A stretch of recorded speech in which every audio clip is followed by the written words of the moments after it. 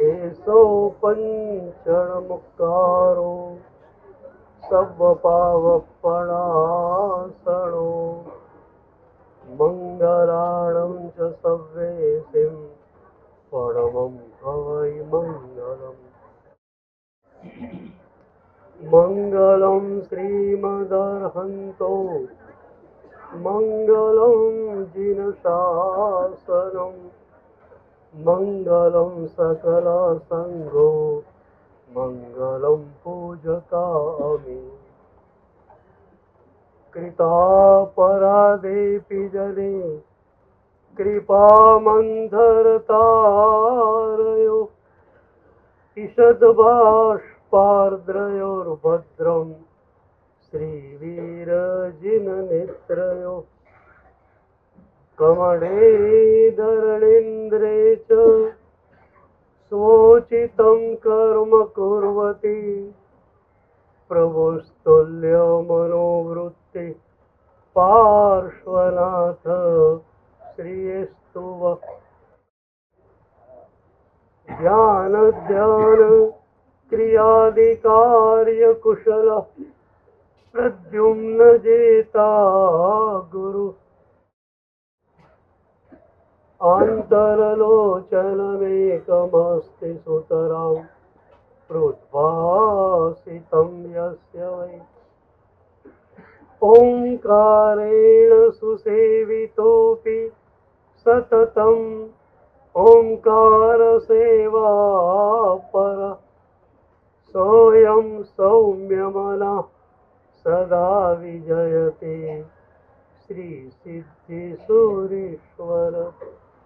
सोऽयं सौम्यमनः सदा विजयते श्रीभद्रसूरीश्वर. सोऽयं सौम्यमनः सदा विजयते ओंकारसूरीश्वर. सोऽयं सौम्यमनः सदा विजयते अरविन्दसूरीश्वर. कल्पद्रुमसधर्माणां नित्यप्राप्तौ शरीरां चतुर्धा धर्मदेष्टारं धर्मनाथमुपास्महे.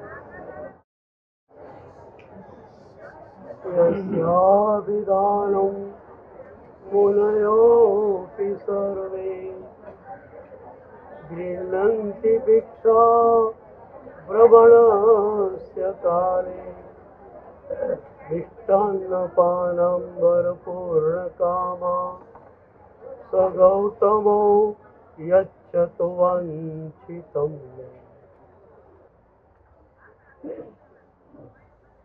નારદ ઋષિને એક ભક્તે પૂછેલું,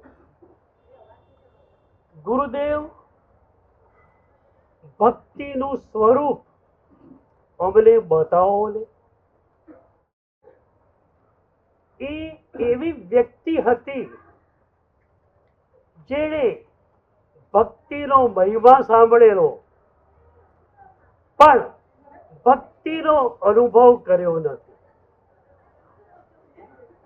નારદ ઋષિને એને કહ્યું, ગુરુદેવ, કૃપા કરીને ભક્તિનું સ્વરૂપ મને બતાવો ને. તમે ભક્તિને અનુશ્વાસિત કરી શકો, ભક્તિને અનુપ્રાણિત કરી શકાય, ભક્તિને જીવી શકાય.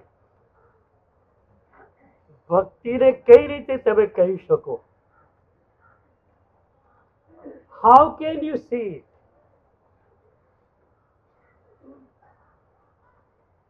પણ નારદ ઋષિએ બહુ જ મજાથી ભક્તિની વ્યાખ્યા એને આપી.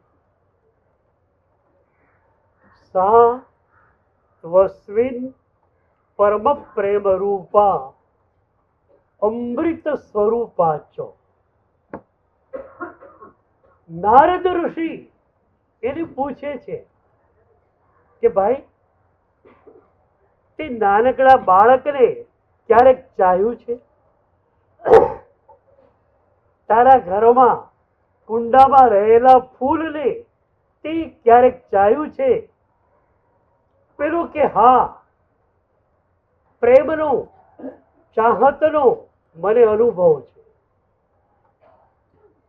એ વખતે નારદ ઋષિ કહે છે, એ પ્રેમને તું ચરમ સીમા ઉપર લઈ જા અને એ પ્રેમ પ્રભુ પરનો હોય, ભક્તિ થઈ ગઈ. પરમાત્મા પરનો પરમ પ્રેમ એટલે ભક્તિ. આ જ લયમાં આનંદ ઘનજી ભગવંતની પરાવાણી ચાલુ થાય છે.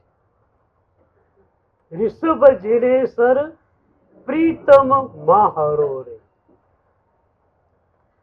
પરમાત્મા પરનો પરમ પ્રેમ એ ભક્તિ.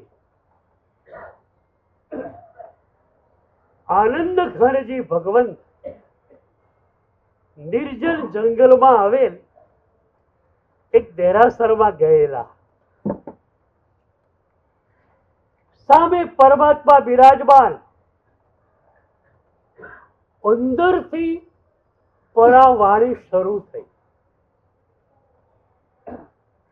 આપણું સદભાગ્ય કે એ જ વખતે જ્ઞાન વિમલ સુરી મહારાજ સાહેબ ત્યાં પધાર્યા. સાંભળીને છક થઈ ગયા. અરે વાહ, આ તો પરાવાણી.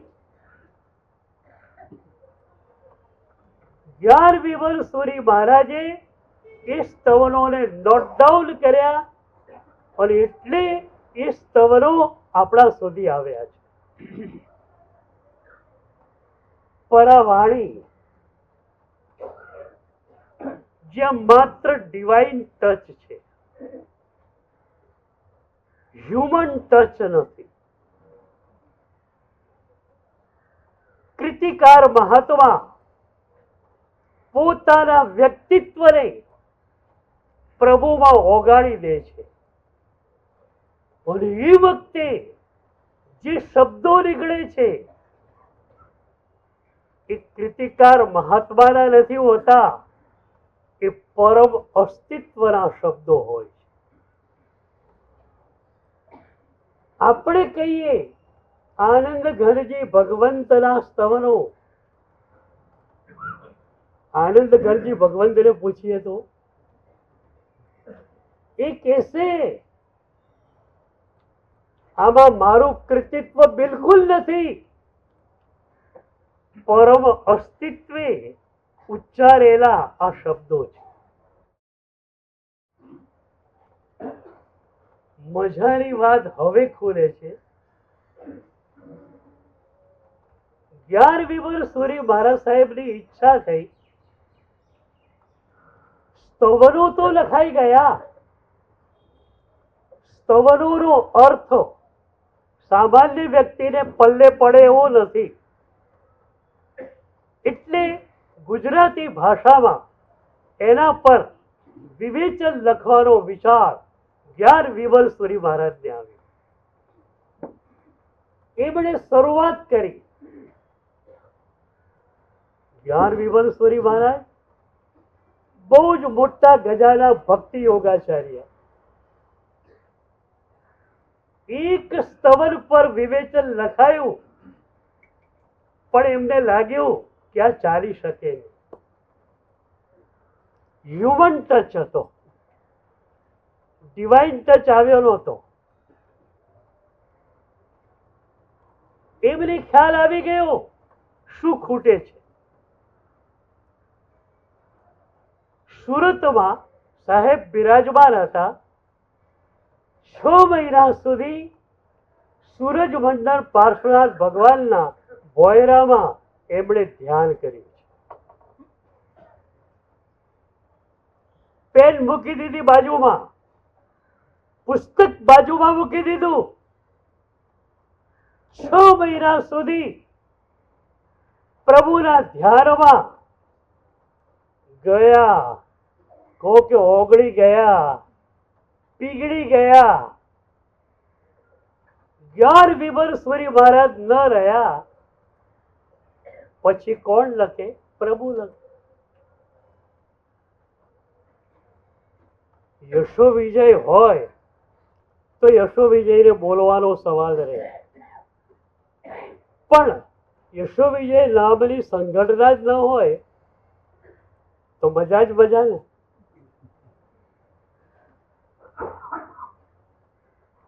છ મહિના ધ્યાનમાં ગયા પછી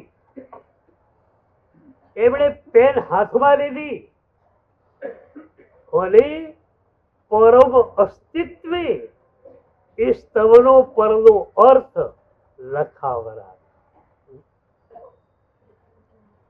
હમણાં એક સરસ પુસ્તક બહાર આવ્યું છે, ઓપનિંગ ડોર્સ વિધિન. એલન કેડીએ એ પુસ્તક લખ્યું છે. પ્રાર્થના ઉપરનું જ પુસ્તક છે.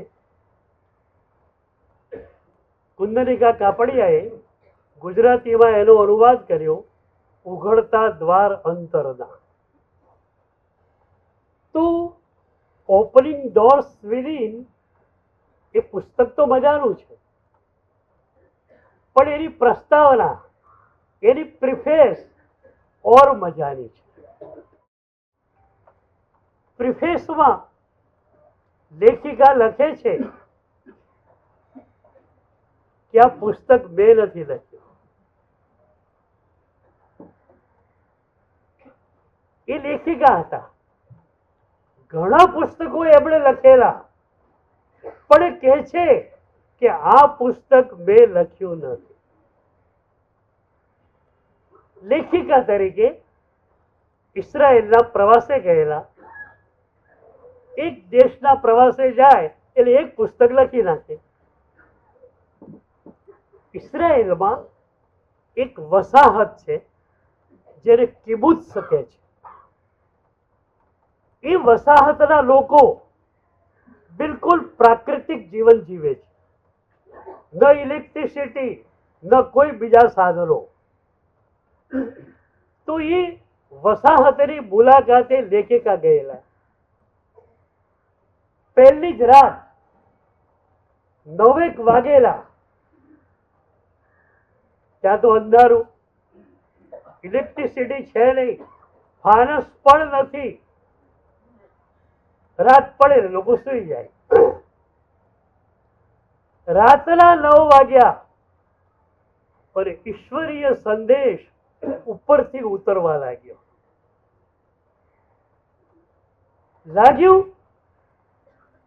અદ્ભુત અવતરણ થઈ રહ્યું છે. પણ સવારે તો હું એને ભૂલી જઈશ. મારે એને અત્યારે લખી લેવું જોઈએ. અંધારામાં લખવાની ટેવ નથી. એ લેખિકા 1.5 કિલોમીટર દૂર એક પબ્લિક ટોયલેટ હતું, એમાં લાઈટ હતી, ત્યાં જાય છે અને રાતના 3 કલાક ઊભા ઊભા પુસ્તક લખે છે. પણ પછી એ કહે છે, ના, મેં લખ્યું નથી, પ્રભુએ લખાવરાવ્યું છે.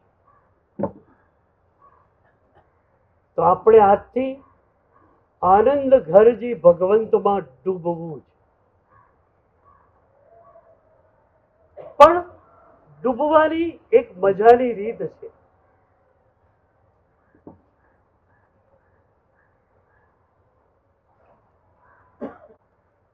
એ વારંવાર સ્વાધ્યાય કરતા. એકવાર શ્રી અરવિંદના સાવિત્રી ઉપર માતાજીને સ્વાધ્યાય કરવાનો છે. સાવિત્રી બહુ જ ટફેસ્ટ રચના ગણાય છે. તમે ગુજરાતીમાં એને વાંચો ને તો પણ પલ્લે કઈ પડે નહીં. બિલકુલ ડિવાઇન ટચ વાળી રચના છે. તો એ સાવિત્રી ઉપર માતાજીને બોલવાનું હતું. એમણે એક મજાનો આયામ વિચાર્યો કે આ શબ્દો પરાવાણી પણ એ ઝીલાશે સી રીતે? 9 વાગે લોકો આવે પ્રવચન હોલમાં, તમારા મનને લેન્ડિંગ કરતા 5 કલાક નીકળી જાય.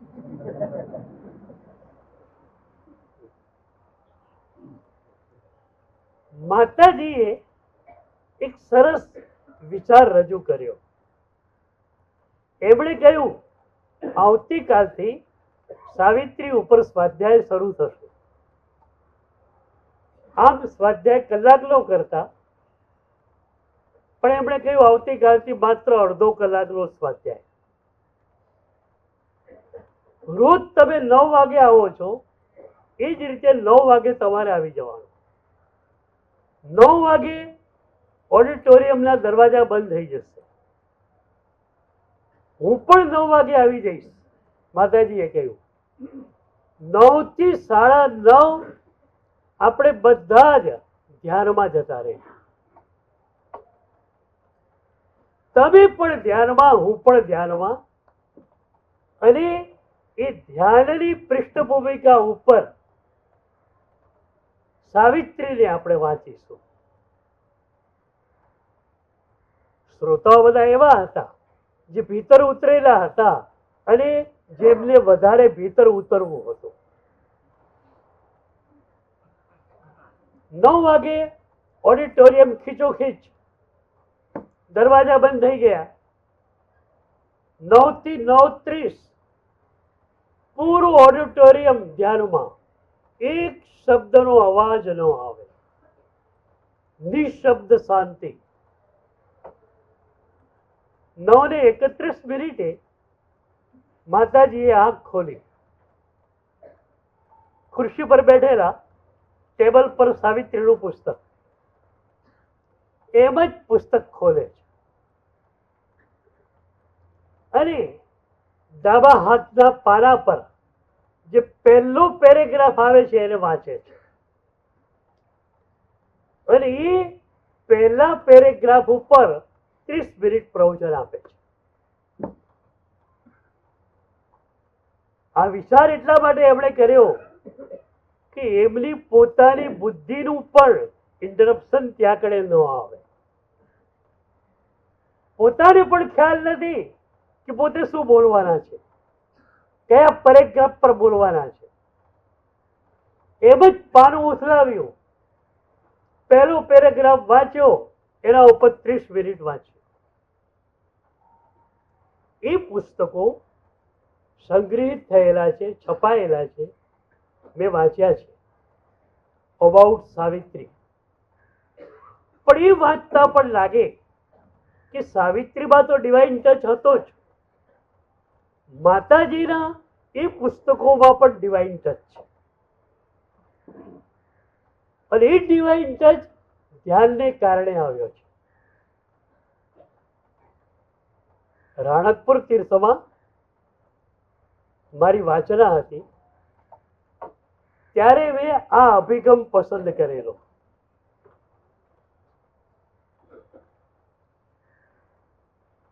વાચનાની આગળની સંધ્યાએ મેં બધા જ વાચનાર્થીઓને કહેલું કે આપણે રાણકપુર તીર્થમાં છીએ. દાદા આદિનાથની ઓરા પૂરા પરિસરમાં ફેલાયેલી છે અને સાથે સાથે આપણા યુગના શ્રેષ્ઠ ગુરુ પન્યાસ ભદ્રંગર વિજય મહારાજ સાહેબની ઓરા પણ આ તીર્થમાં ફેલાયેલી છે. સાહેબજી બહુ રહેલા સાધના માટે ત્યાં. તો મેં કહ્યું આપણે પન્યાસજી ભગવાનના ગ્રંથ પર જ સ્વાધ્યાય કરવાનો, પણ પહેલી જે વાચના 1 કલાકની રહેશે એમાં ક્રમે અડધો કલાક હું અને તમે બધા ધ્યાનમાં જઈએ. પછી પુસ્તક મારા ટેબલ ઉપર હશે, કોઈ પણ પાનું ઉથલાવીશ, જે પેરેગ્રાફ આવશે એને વાંચીશ અને એના ઉપર અડધો કલાક બોલીશ.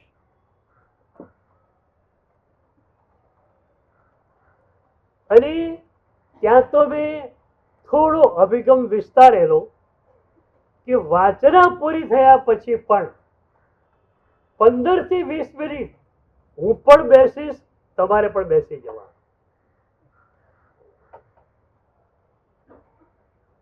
વાચના અંદર કેમ નથી જતી ખ્યાલ આવ્યો?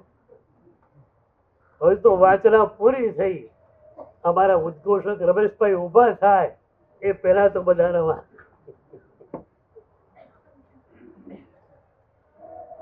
બે એકવાર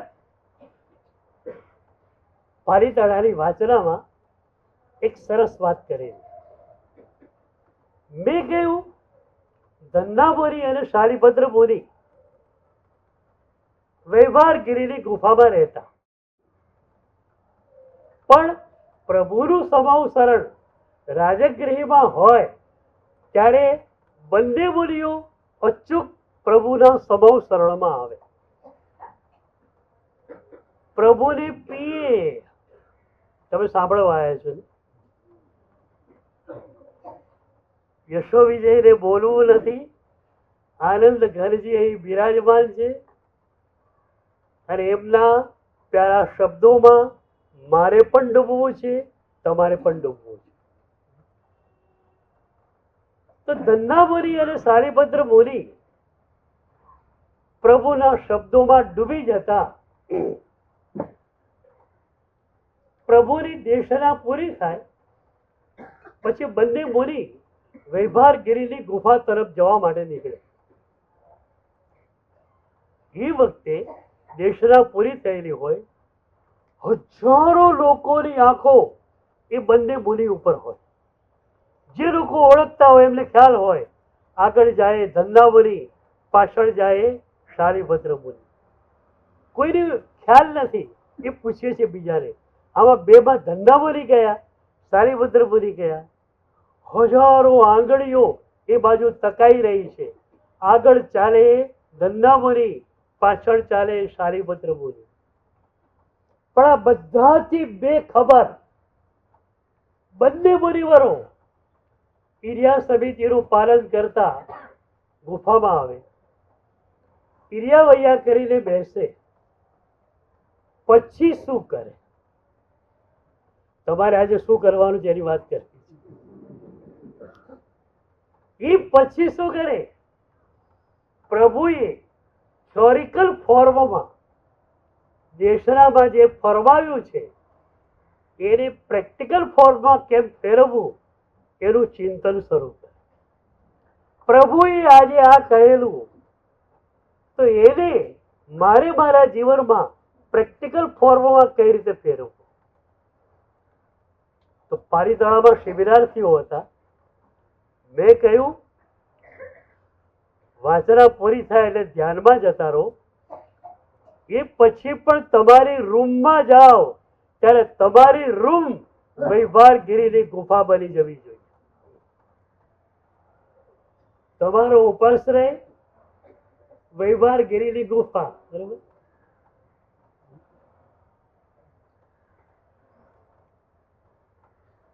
જે થિયોરિકલ ફોર્મમાં અપાયું એને પ્રેક્ટિકલ ફોર્મમાં ફેરવવું છે.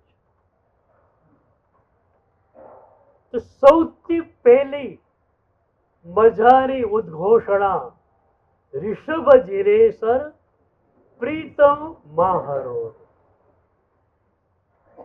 પ્રભુ મને પરમ પ્રિય છે. દુનિયાની કોઈ ઘટના, દુનિયાની કોઈ વ્યક્તિ મને પ્રિય નથી. મને પ્રિય હોય, પરમ પ્રિય હોય તો માત્ર એક પરમાત્મા. આનંદ ઘરજી ભગવંત કહી શક્યા, ઋષભ જીનેસર પ્રીતમ માહરો. આપણે ક્યારે કહી શકીએ?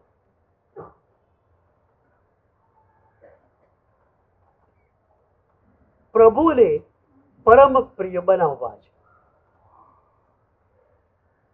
પહેલી કડીના પહેલા ચરણની સાધના, પ્રભુને મારે પરમ પ્રિય બનાવવા છે. સુપરલેટિવ ડિગ્રીમાં, કમ્પેરેટિવ ડિગ્રી પર નહીં. સંસાર કરતા પ્રભુ વધુ પ્યારા લાગે છે એમ નહીં. પ્રભુ એ હદે પ્રિય લાગે છે કે દુનિયાની કોઈ વ્યક્તિ, દુનિયાનો કોઈ પદાર્થ મને પ્યારો લાગે નહીં, લાગી શકે.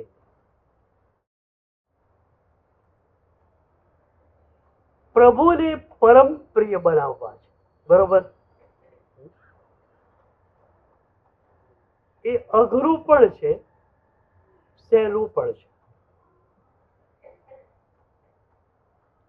It is so tough and it is so easy. અને એ વાત 14મા સ્તવનમાં આનંદ ઘનજી ભગવંતે જ કહી. ધાર તલવારની સોહિલી, દોહિલી 14મા જીરતણી ચરણ સેવા. તલવારની ધાર ઉપર ચાલવું સહેલું છે, પણ પ્રભુને પરમ પ્રિય બનાવવા એ અઘરું છે. કેમ? તલવારની ધાર ઉપર ચાલવું સહેલું? હા, તલવારની ધાર ઉપર ચાલવું સહેલું છે. તમે ચાલો, તલવારની ધાર પર પગમાંથી લોહીનો ફુવારો છૂટે, કદાચ એકાદ બે આંગળી તૂટી જાય. પણ પ્રભુને પરમ પ્રિય બનાવવાની યાત્રા પર તમે નીકળો ત્યારે તમારે તમારા પૂરા વ્યક્તિત્વને પ્રભુમાં વિલીન કરવું પડે.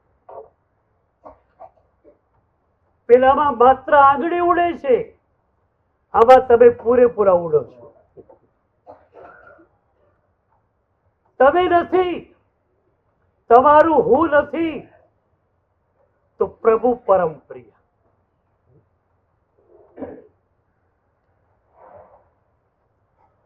પ્રાણ આપીને, વ્યક્તિત્વને આપીને પ્રભુને લેવાના છે. વ્યક્તિત્વને આપીએ છીએ, અસ્તિત્વ મળે છે. તમે મને પૂછો, સાહેબ તમને શું મળ્યું? તમે સંસાર છોડ્યો? ત્યારે હું કહીશ કે છોડવાનો તો કચરો જ હતો, મળ્યું છે પરમ અમૃત તત્વ. એક નાનકડા વ્યક્તિત્વને છોડ્યું, પરમ અસ્તિત્વ મને મળ્યું. મીરાના જીવનની એક ઘટના છે. સવી સાંજનો સમય, મીરા ગુરુના આશ્રમે ગઈ છે. દરવાજા બંધ છે. મીરાએ ટકોરા માર્યા. અંદરથી ગુરુનો અવાજ આવ્યો, કોણ છે?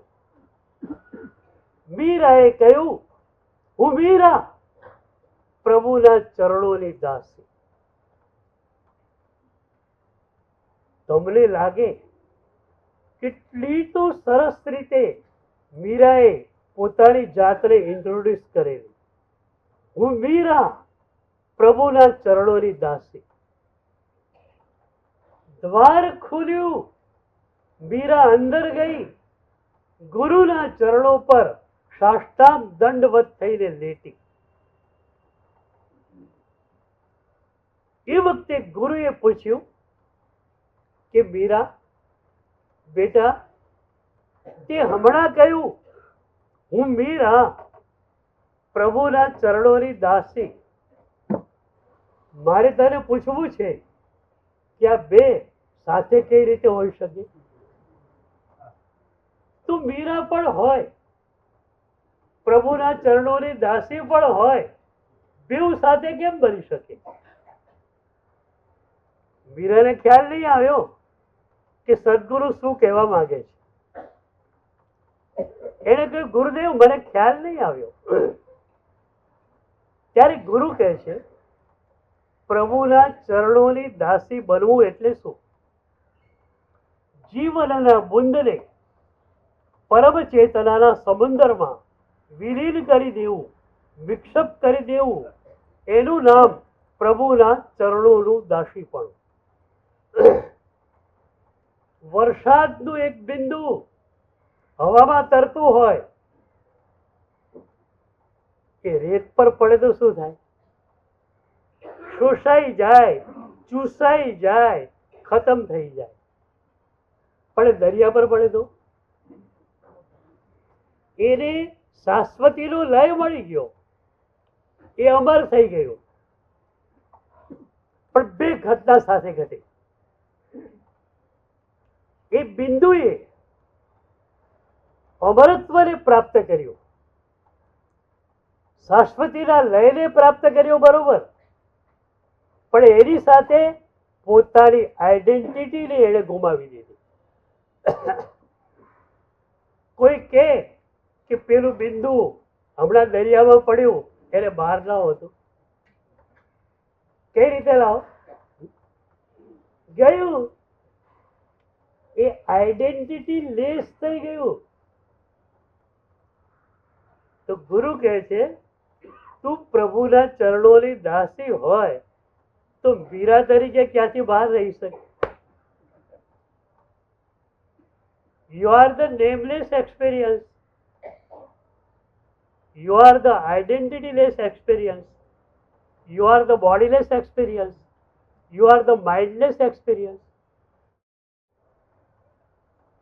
તું જો પ્રભુના ચરણોની દાસી છે, ગુરુ કહે છે, તો તું મીરા ક્યાંથી? તારી આઈડેન્ટિટી કઈ રીતે ઉભી રહી? અમને દીક્ષા આપીને ત્યારે ગુરુદેવે પહેલું કામ શું કર્યું ખબર? અમારું નામ ભૂસી નાખ્યું, અમારી આઈડેન્ટિટી સમાપ્ત કરી નાખી. 18 વર્ષનો એ દીકરો, કિશોર એનું નામ છે. દીક્ષા આપી, ગુરુ કહે છે તારું નામ ફલાણા વિજય. કિશોર ગયો, અને એ ગયો તો જ પ્રભુ આવે. ગુરુ કહે છે તું મીરા પણ હોય અને પ્રભુની ચરણોની દાસી પણ હોય, બે સાથે બની શકે નહીં. યા તો માત્ર મીરા તરીકે રહે, અને મીરા તરીકે નથી રહેવું, આઈડેન્ટિટી લેસ થઈ જવું છે, તો પ્રભુના ચરણોની દાસી બની જા. What's your choice? Now choice is yours. તમારે તમારા હુંને રાખવું છે કે પ્રભુને રાખવા છે? કબીરજી કહે છે, પ્રેમ ગલી અતિ સાકરી તામે દોન સમાય. પ્રેમની ગલી, ભક્તિની ગલી સાંકડી ગલી છે, એમાં બેનો સમાવેશ શક્ય નથી. તમારે પણ રહેવું છે. પ્રભુને કહું, પ્રભુ આવી જા. પ્રભુ બહુ નટખટ છે. અમે કહીએ ને કે પ્રભુ 99% તારી આજ્ઞા પ્રમાણે રહીશ, 1% મારી ઈચ્છા પ્રમાણે. પ્રભુ કહે છે મારે ફુરસદ નથી, ઘર ભેગો થઈ જા. 100% તું મારો થાય ત્યારે જ હું તને મળું.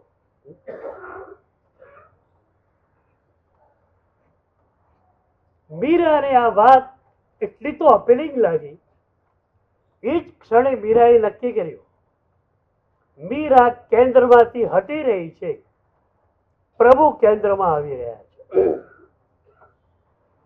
ત્યાં સુધી મીરાએ જે ભજનો રચ્યા એમાં મીરા લખતી, मीरा के गिरिधर गोपाल। प्रभु रहता ने मीरा रहती। તમે બે રાખો છો ધર્મ જીરેશ્વર ગાવું રંગ શું, હું ગાઉં છું હું તો ખરો જ પાછો, ભગવાને ખરા ને હું પણ ખરો।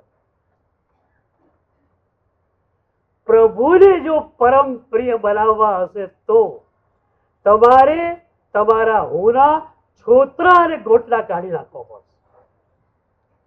અને કોઈ પણ સદગુરુ માત્ર આના માટે જ હોય છે। ઉપનિષદોએ તો સ્પષ્ટ કહ્યું, આચાર્યો હિ મૃત્યુ। ગુરુ એટલે મૃત્યુ, તમારા હું માટેનું મૃત્યુ। તમારે હું આપી દો આજ ચાલ,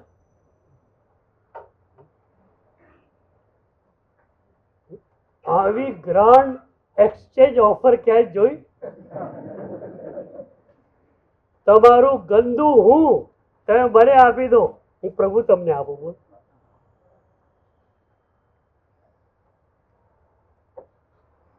તો ત્યાં સુધી મીરા ભજનોમાં લખતી મીરા કે गिरिधर गोपाल। પ્રભુએ રહેતી ને મીરાએ રહેતી।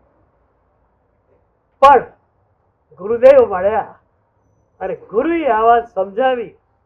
એક ક્ષણથી મીરા કેન્દ્રમાંથી હટી ગઈ। પછી ભજનો રચાયા રાવરી દાસી। મીરા ગઈ, મીરા અદૃશ્ય।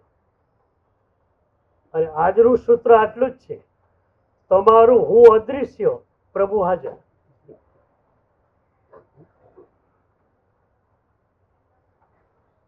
બોલો, ઇટ ઇઝ સો ઇઝી નથી? તમારે તમારું હું ખાલી આપવાનું। ઘણા લોકો મને પૂછ્યો, સાહેબ તમે તો હસતા હસતા વાત કરો છો, હું ને આપી દો, એમ હું કેમ આપવા? ત્યારે હું કહું કે તમારું હું એટલે શું એ મને સમજાવો। કે તમે હુંનું લેબલ ક્યાં લગાવો છો? શરીર ઉપર, મન ઉપર, બરોબર? હું એટલે આ, તો લક્ષ અને લીરીલથી લવડાવી નવડાવીને થાકી જાઓ તો પણ પરસેવાની બદબુ વહાવે એવું ગંદુ શરીર તમારી પાસે છે। અને રાત દ્વેષથી ઉભરાતું મન તમારી પાસે છે। તમારે સમર્પણ શરૂ કરવાનું છે તો મને કહું, સાહેબ બહુ અઘરું। શું અઘરું? આપવાનું શું છે એ તો મને કહો। એક ગંદુ શરીર, એક ગંદુ મન પ્રભુને આપી દો, પ્રભુ તમને મળી જાય। और ये शरीर અને એ મન પર માલિકિયત રાખી તો અનંતા જન્મોથી મારો અને તમારો સંસાર ચાલુ છે। સંસાર ચાલુ રાખવો છે તો શરીરને હું માનીને જીવીએ। સંસારને ખતમ કરવો છે, પ્રભુના ચરણોની અંદર આ હુંનું નૈવેદ્ય ધરવું છે। તમે લોકો છો ને બધું સસ્તામાં પટાવો, અમને સસ્તાઓ પટાવી નાખો। સાહેબ એક કામડી લઈ લો, રાજી થઈ જાઓ। કલિકાલ સર્વજ્ઞ હેમચંદ્રાચાર્ય કઈ રીતે બન્યા તમને ખબર? ગુરુદેવ દેવચંદ્ર સુરી મહારાજ ધંધુકા પધારેલા। માતા પાહિની 5 વર્ષના ચાંગદેવ જોડે ઉપાશ્રયમાં આવી। ગુરુદેવ ધ્યાન માટે રૂમમાં ગયેલા। ગુરુની પાટ પર પેલો ચાંગદેવ જઈને બેસી ગયો। ગુરુનું ધ્યાન રૂમમાંથી બહાર આવું, ગુરુએ જોયું કે શાસનનો મહાપ્રભાવક બનશે। માએ વંદન કર્યું, દીકરાએ વંદન કર્યું। માએ કહ્યું, ગુરુદેવ આટલા મોટા આચાર્ય ભગવંત આપ પધાર્યા છો, ઘણા બધા થાણા આપણી સાથે છે, 2 મુનિરાજને મારે ત્યાં ગોચરી માટે વરવા માટે મોકલજો। એ વખતે ગુરુદેવ કહે છે, 2 મુનિઓ શા માટે? હું આચાર્ય તારે ત્યાં ગોચરી માટે આવી, વિનંતી નથી કરી, સામેથી કહે છે। પણ પછી કહ્યું કે હું રોટલી દાળ વરવા નહીં આવું, તારા દીકરાને રહેવા માટે આ। સમજી ગયા અમારા પગલાની ફી? તો સસ્તામાં. એમ પ્રભુને નૈવેદ્ય શરૂ ધરી દીધું, સાકરનો ટુકડો ધરાવી દીધો કે મીઠાઈનો ટુકડો, તમારા હુરું નૈવેદ્ય પ્રભુને ધરાવવાનું છે. ઋષભ ધીરેસર પ્રીતમ